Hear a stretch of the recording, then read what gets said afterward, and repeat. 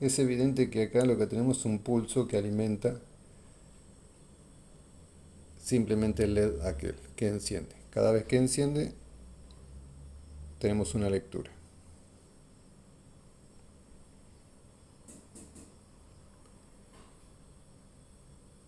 Entonces en el circuito impreso la R sería del LED. Entonces, evidentemente, dejo la punta del multímetro o tester en el positivo y trato de ubicar el negativo, es decir, en la W, y sería el voltaje, en teoría, de las luces LED,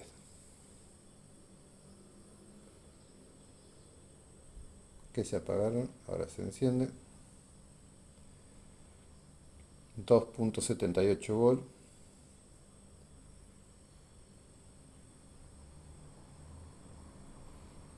Así que bueno, en esta ocasión nos encontramos que usando en común el positivo, luego la R negativo sería de ese LED que enciende y posteriormente la W que hace referencia seguramente a las luces LED. Bueno, ahora tenemos que ver cómo podemos acceder a esos circuitos. La voy a apagar.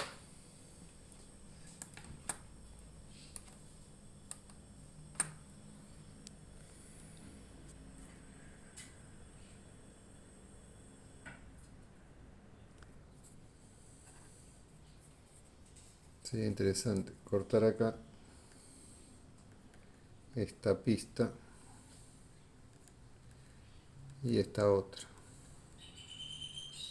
Levantarla para prever de hacer un corte.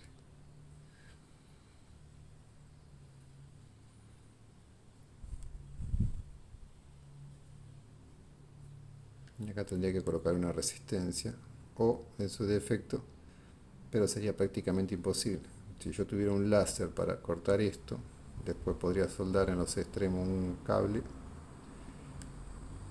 y lo vuelvo a conectar. Dejo una luz aunque sea en el interior del gabinete. O ubico una resistencia. Porque la podría puentear, pero el problema es que va a surgir que acortamos la vida útil. Muchas veces sucede que cuando se quema algún LED podemos puentearlo. Uno o dos no va a ser problema, pero con el tiempo, si bien van a alumbrar más, vamos a acortar la vida útil.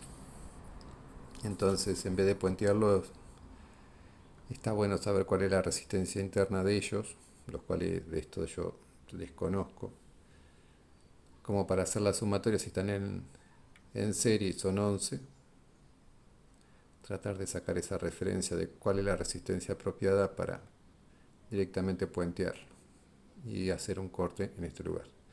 Romperlo es sencillo porque es simplemente ubicar acá una mecha de taladro o esas mechas tipo pirámide que le llaman, que son varias medidas en una sola unidad, o una mecha copa y sacar esta pieza. Pero necesita, evidentemente al estar en serie, necesita cerrar el circuito. Y para ello estaría bueno ubicar o una resistencia o, si desconocemos el valor, por lo menos con alguna lámpara LED, tratar de acercarnos en base a lo que es consumo o el lumen que tiene.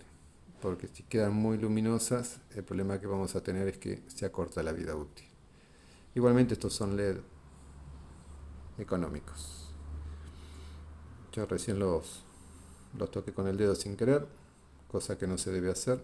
Por eso fui a buscar un papel para limpiarlos y resulta ser que cuando los voy a limpiar, sí, no, es una gotita, es algo que nada, son económicos. Si fuera de los otros, siempre es importante el tema de la higiene, porque cada vez que tocamos con un dedo tenemos una grasitud que se transmite a esos LED y luego levantan más temperatura de la que corresponde y se quema.